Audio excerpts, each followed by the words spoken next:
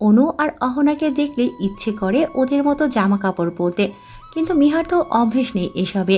বাইরে থেকে এই হয়েছে ঝামেলা, দেশের কিছুই ভালো লাগে না, আর তার মধ্যে এসেছে প্রথমবার। রাতুল আর মিহা একজন অন্যজনের সাথে কথা বলছে, অপেক্ষা করছে অর্ণবের জন্য। এখানকার কিছুই চেনে না, আর অর্ণব আসলে সুবিধা হয়। রাতুলের চোখ যায় রাস্তার অপর পাশে দাঁড়িয়ে থাকা মেয়েটির দিকে। অহনা দাঁড়িয়ে আছে, এত সময় রাতুল খেয়াল করেনি, এইমাত্র দেখলো অহনাকে। অহনার সামনে রাতুলের বয়সী কি তার থেকে কিছুটা বড় একটা ছেলে দাঁড়িয়ে আছে। ছেলেটার পাশে একটা কম বয়সী মেয়ে। মেয়েটা কি যেন বলছে অহনাকে। অহনা মুখটাকে কেমন করে রেখেছে, অসহায়ের মতো তাকিয়ে আছে সামনে দাঁড়িয়ে থাকা মানুষটির দিকে।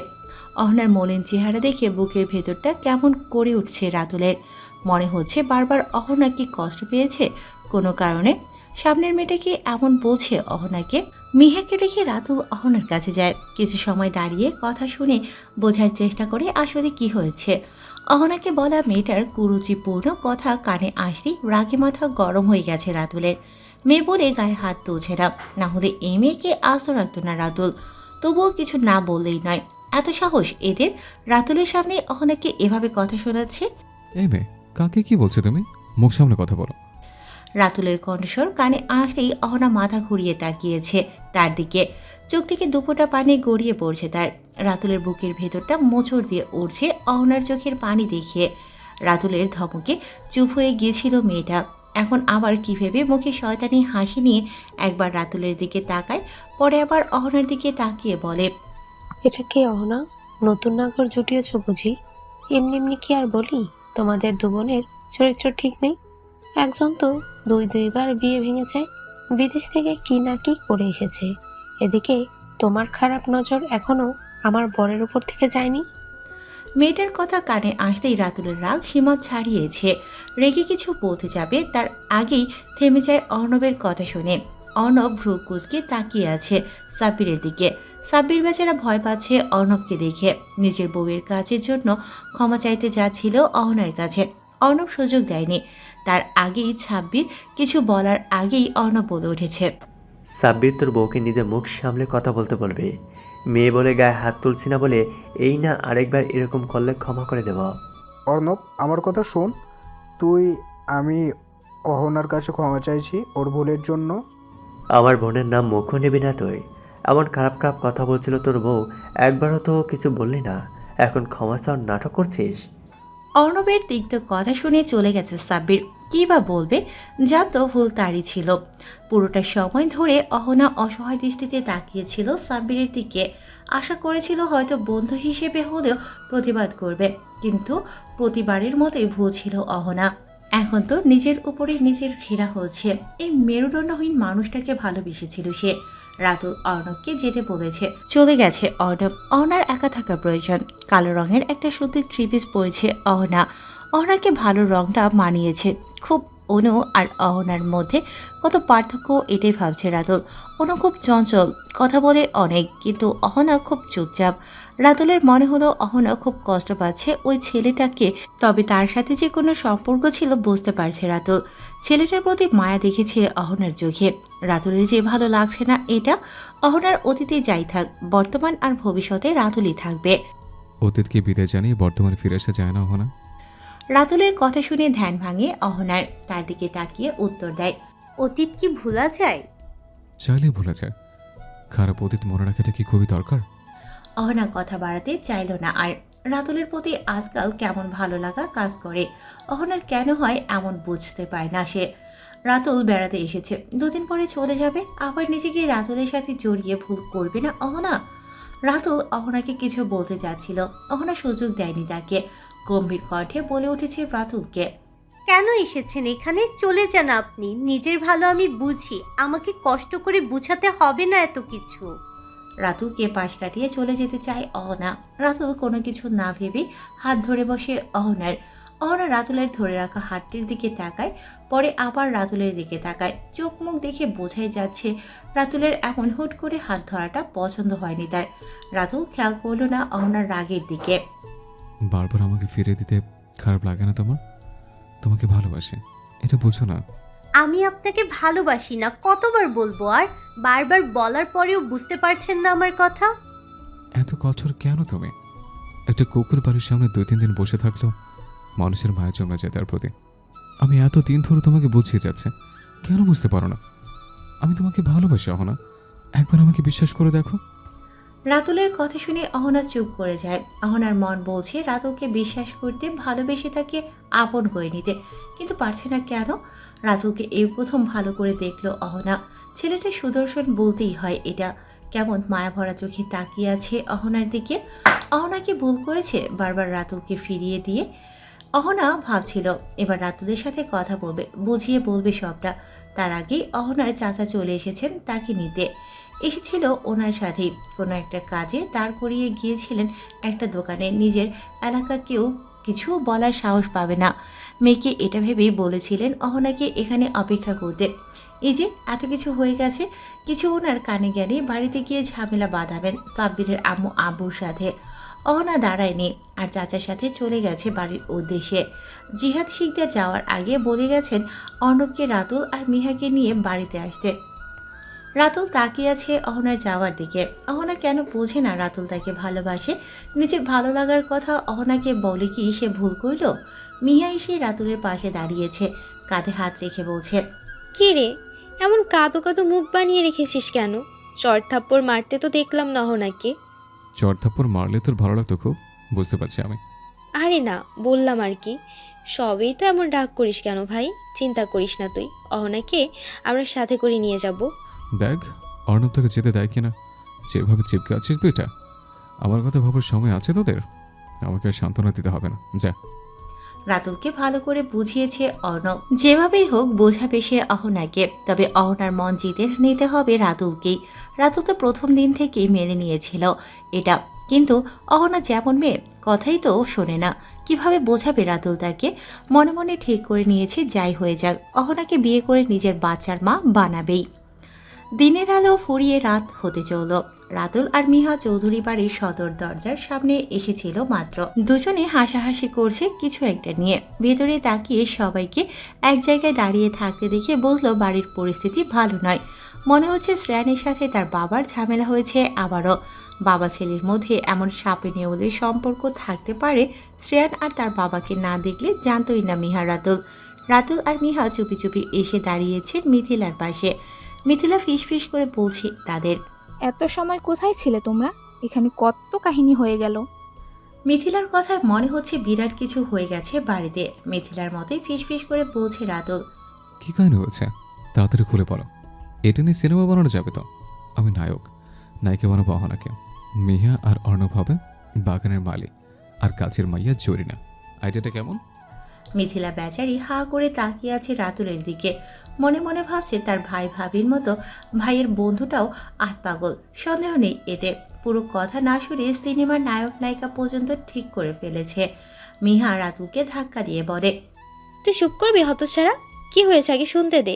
ওর মাথায় সমস্যা আছে কিছুটা, তুমি কিছু মনে করো না। মিহার ধমক খেয়ে রাতুল চুপ করে গেছে। মিথিলা বলতে যাচ্ছিল সবটা, সকাল থেকে কি কি হয়েছে। এদের বকবকানের আওয়াজ শ্রেয়ানের কানে যেতেই ভ্রু কুঁচকে তাকিয়েছে।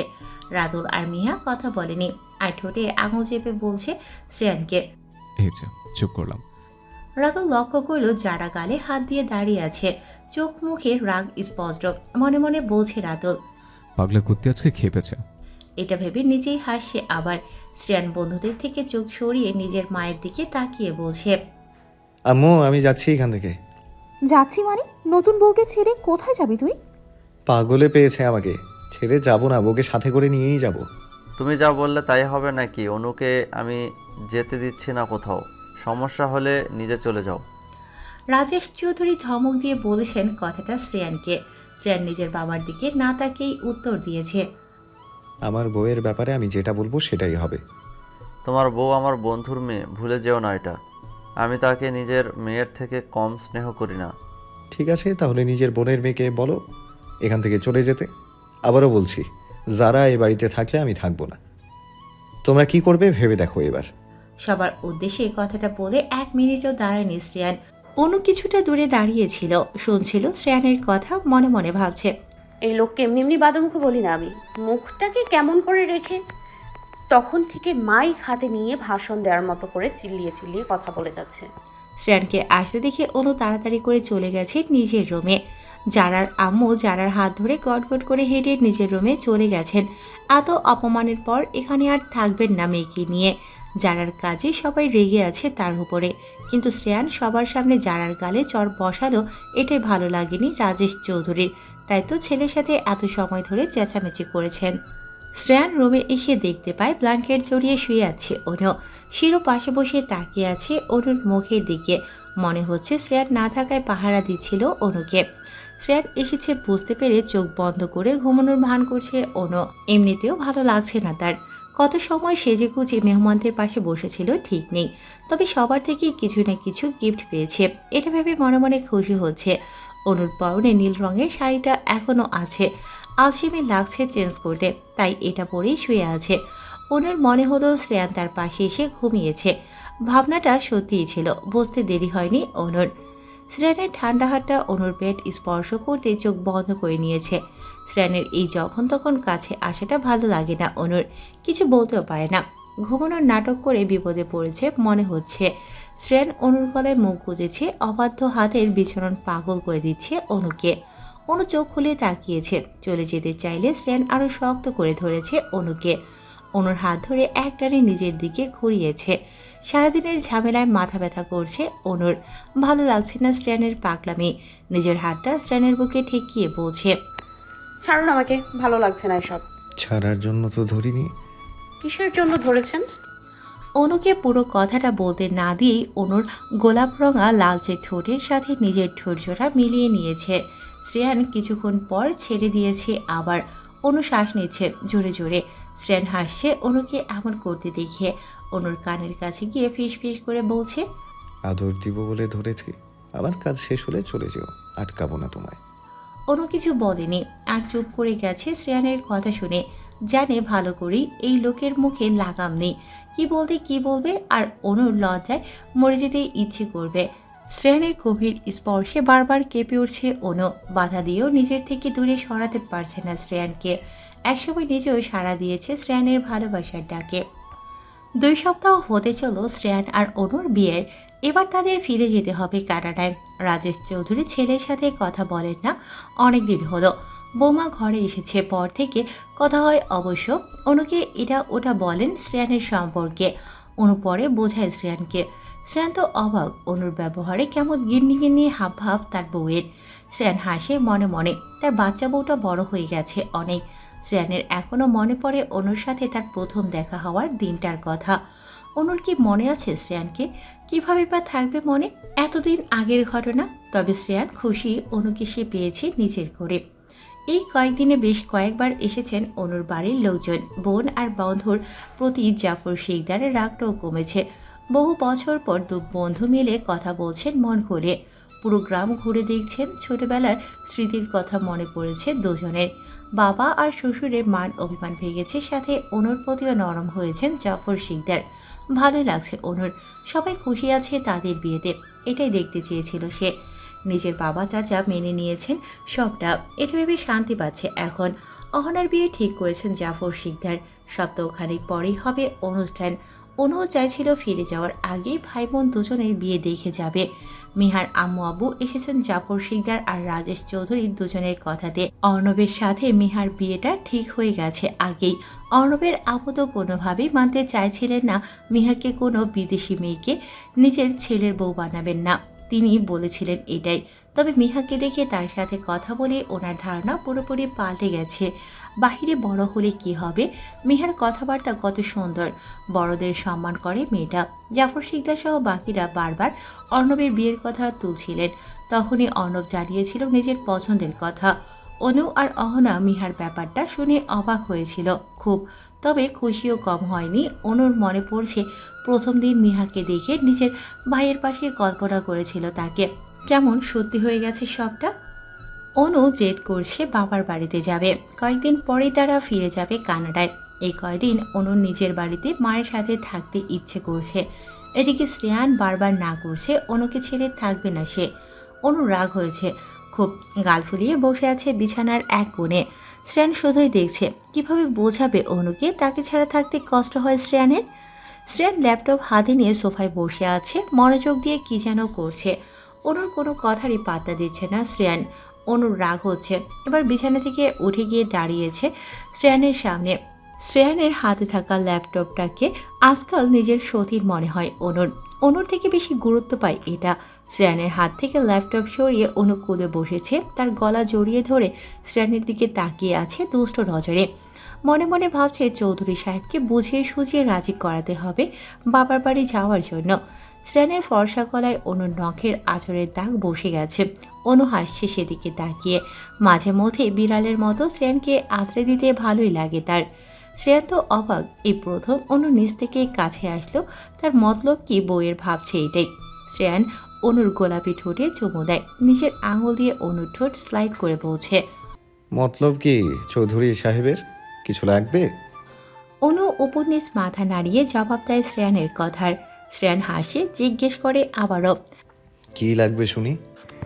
একটা কিউট পিউট ছেলে বাবু লাগবে। হ্যাঁ। আমার একটা কিউট বিউট মেয়ে বাবু লাগবে, দিবে আমাকে? না, ছেলে বাবু চাইলে দিব। বললেই হলো, আমিই তো দিব। শ্রেয়ান পুরো কথাটা বলার আগেই অনু নিজের হাত দিয়ে মুখ চেপে ধরেছে শ্রেয়ানের। জানে ভালো করেই ভালো কিছু বলবে না এই লোক, পরে অনুকে লজ্জা পেতে হবে। আর বলতে হবে না, বুঝে গেছি আমি। অনুর কথা শুনে হাসছে শ্রেয়ান। ভয় পেয়েছে, বুঝতে পারছে এটা। শ্রেয়ানের মনে হলো অনু কিছু বলতে চায়। তারপর আর কি লাগবে বলো? আমি আর পারবো না, এত পড়াশোনা আমার ভালো লাগে না। ফিরে গিয়ে কানাডার সবগুলো জায়গা ঘুরে দেখাবেন। শ্রেয়ান মাথা নাড়িয়ে জবাব দেয় অনুর কথার। ঘুরে দেখাবো, আর কি চাই? বেশি কিছু না, 10 থেকে 12টা শাড়ি আর সাথে ম্যাচিং ডায়মন্ডের জুয়েলারি। এইটুকুই, আর কিছু লাগবে না? লাগবে তো। আমাকে আম্মুর কাছে দিয়ে আসুন। কতদিন হলো বাড়িটা দেখি না, চলেই তো যাব, দিয়ে আসুন না। শ্রেয়ান জানতো ভালো করে অনু এটা বলার জন্যই এত সুন্দর করে কথা বলছে তখন থেকে, কিন্তু শ্রেয়ানের মন গলেনি। সে অনুকে ছেড়ে 1 মিনিটও থাকবে না। না, অনু বলতে দেরি হয়েছে, শ্রেয়ানের না করতে দেরি হয়নি। অনু রেগে উঠে যাচ্ছিল। শ্রেয়ান অনুর হাত ধরে আবারও বসিয়ে দিয়েছে। শ্রেয়ানের ঠোঁট অনুর গাল স্পর্শ করতে শ্রেয়ানকে দূরে সরিয়ে দেওয়ার চেষ্টা করছে অনু। নিজের কাছে ব্যর্থ হয়েছে সে।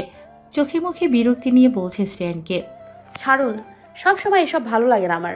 কিছু বললে তো শোনেন না। হুস, কথা বলবে না একদম। যেতে দিব না তাহলে। অনু মুখ ভেঙচি দেখিয়ে বলছে শ্রেয়ানকে, এমন ভাবে বলছেন মনে হচ্ছে যেতে দেবেন। যেতে দিব আমার কথা শুনলে। কোনো কথা শুনি না আমি। ভালোবেসে ডাকলে কাছে আসো না কেন? শ্রেয়ানের কথার মানে বুঝতে পেরে চুপ করে গেছে অনু। লজ্জায় লাল হয়ে গেছে গাল দুটো। অনুর ঠোঁটের মুখে নিজের ঠোঁটের স্পর্শ এঁকে দিয়েছে শ্রেয়ান। অনুকে কিছু বলার সুযোগ দেয়নি, আর কোলে তুলে নিয়েছে, এগিয়ে যাচ্ছে বিছানার দিকে। শ্রেয়ান কি চাইছে বুঝতে পেরে লজ্জায় তার বুকে মুখ লুকিয়ে নিয়েছে অনু। অর্ণব মিহার বিয়ের তারিখটি চলে এসেছে, সাথে অহনারও। অর্ণব আর মিহার বিয়েটা আগে হবে, তারপর বাবার ঠিক করা ছেলের সাথে অহনার বিয়ে হবে। একবার ভুল করেছেন জাফর শিকদার, এখন আর করবেন না। মেয়েকে জিজ্ঞেস করেছেন তার বিয়েতে কোনো আপত্তি আছে কিনা। বাবাকে কষ্ট দিতে চায় না অহনা, বলেছে বাবার পছন্দই তার পছন্দ। অহনার বিয়ের কথা শুনে কোনো রিয়েক্ট করেনি রাতুল। বুঝে গেছে ভালো করেই অহনার তাকে ভালো লাগে না, আর বিরক্ত করবে না অহনাকে, চলে যাবে এখান থেকে।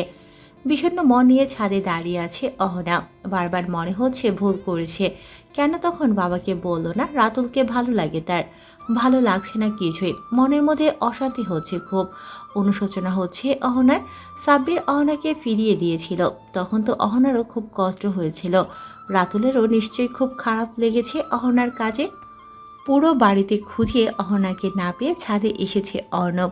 অহনার মন খারাপের কারণ জানে ভালো করেই, তবে বলবে না কিছুই। কাঁধে কারো হাতের স্পর্শ পেয়ে ঘুরে তাকায় অহনা। অর্ণব দাঁড়িয়ে আছে তার সামনে। ভাইকে দেখে মুখে হাসি টেনে বলে অহনা, কিছু বলবে ভাইয়া? কি হয়েছে তোর? মন খারাপ? আমার কিছুই হয়নি। আমি তোর বড়, বলে যাস না এটা। আমার কিছু হয়নি ভাইয়া, তুমি ভুল ভাবছো। আচ্ছা বুঝেছি, কিছু হয়নি তোর। এখন আয়, আমাদেরকে যেতে হবে কেনাকাটা করতে। কিসের কেনাকাটা? অন্যরা তো চলে যাবে, যাওয়ার আগে বোনকে ভালো গিফট দিতে হবে না? দিতে তো হবেই, চলো তাহলে। অহনা চলে গেছে। ছাদ থেকে অর্ণবও চলে এসেছে পিছু পিছু। নিচে নেমেই দেখতে পায় অহনা তার হবু শ্বশুর বাড়ির লোকজন এসে বসে আছে ড্রয়িং রুমে।